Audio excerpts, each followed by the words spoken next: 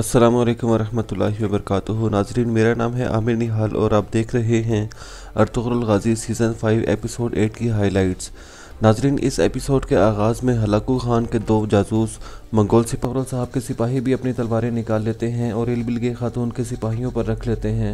ये देखते ही अर्तुगरुल साहब फ़ौरन से कहते हैं कि सिपाहियों रुक जाओ, और अर्तुगरुल साहब के सिपाही पीछे हट जाते हैं।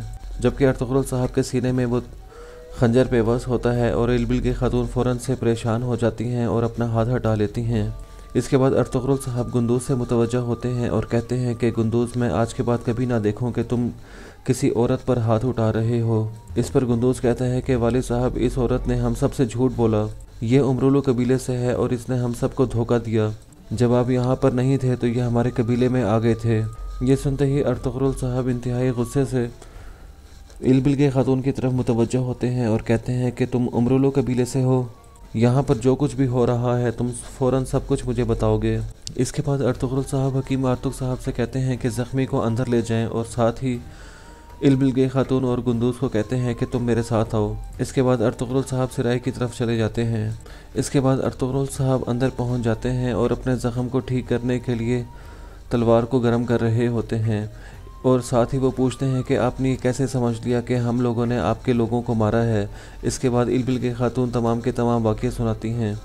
इसी दौरान अर्तुगरुल साहब दहकती हुई तलवार उठाते हैं और अपने ज़ख्म पर रखते हैं और इलबिल के खातून खामोश हो जाती हैं। इसके बाद अर्तुगरुल साहब कहते हैं कि आप जारी रखें।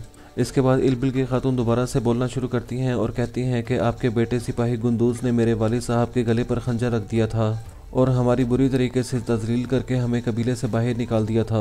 इस पर गुंदूज़ कहता है कि तुम हमारे कबीले में मंगोल शरपसंदों की तरह दाखिल हुए थे और आते ही तुम्हारे वालिद साहब ने हमें धमकाने की कोशिश भी की थी, और तो और उन्होंने मेरी दादी के साथ बदतमीज़ी भी की थी। मैंने सिर्फ उन्हें उनकी हद दिखाई थी।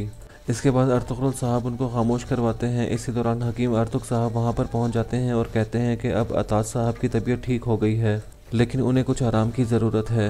इसके बाद हकीम आर्तुग साहब अर्तुगरुल साहब के ज़ख्म की ट्रीटमेंट शुरू कर देते हैं। इसी दौरान अर्तुगरुल साहब इलबिल के खातून को कहते हैं कि आप जब तक बग़ैर किसी सबूत के ये बात कर रही हैं तो ये बहतान है। इस पर इलबिल के खातून कहती हैं कि कैसा बहतान? अताज साहब की पीठ से जो तीर निकला है वो एक तुर्क तीर है, और जब हम आपके कबीले आए थे तो हकीम आर्तुग साहब और आपके बेटे गुंदूज़ ने हमें तंबीह की थी कि हम दूसरे कबाइल से दूर रहें, और इसके साथ हमारे साथ ये सब कुछ भी हो गया। इसके बाद अर्तुगरुल साहब ये कहते हैं कि क्या अताज साहब ने आपको ये बताया कि उन्होंने हमले के वक्त हमारे कबीले के किसी आदमी को देखा? इस पर इलबिल की खातून कहती हैं कि नहीं, हमला आवरों ने अपने चेहरे छुपाए हुए थे, और जब गुंदूज़ यहाँ पर पहुँचा तो उनका घोड़ा भी बहुत ज़्यादा थका हुआ था। मुझे जवाब दें कि आप कहाँ से आए थे। इसके बाद अर्तुगरुल साहब भी गुंदूज़ की तरफ देखते हैं और कहते हैं कि बताओ बेटा, तुम कहाँ से आए थे। इसके बाद गुंदूज़ कहता है कि बाबा मैं। इसके बाद वो चुप हो जाता है। इसके बाद अर्तुगरुल साहब दोबारा से पूछते हैं कि बताओ कहाँ से आए थे, लेकिन फिर भी गुंदूज़ कोई जवाब नहीं देता, और यहीं पर इस एपिसोड का इख्तिताम हो जाता है। उम्मीद है कि आपको ये वीडियो पसंद आई होगी। मज़ीद रेगुलर अपडेट्स के लिए इस्लामिक साइंस को सब्सक्राइब करें और साथ ही बेल आइकन को प्रेस करें। अस्सलामु अलैकुम रहमतुल्लाह।